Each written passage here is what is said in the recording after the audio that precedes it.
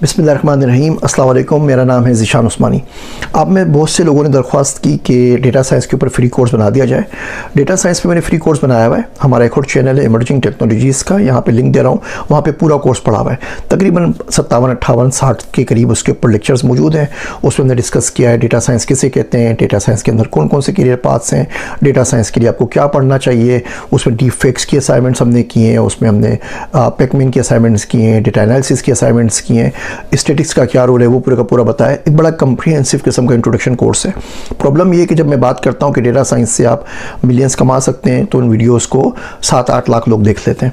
जब मैं बात करता हूँ डेटा साइंस क्या है, उसका करियर क्या है, किस तरीके से इसमें आप जा सकते हैं, तो उसको भी कोई 1-2 लाख लोग देख लेते हैं।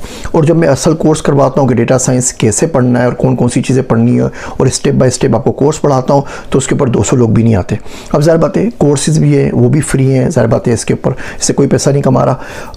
वो बड़ी मेहनत लगती है, बंदा इतनी मेहनत करे और सैकड़ों के हिसाब से स्लाइड्स बनाए और प्रोग्राम्स बनाए और कोड भी शेयर करे, असाइनमेंट भी करे, क्विज़ेस भी करे, किताबें भी जमा करे, सब कुछ करके मेहनत आपके पास लेकर आए।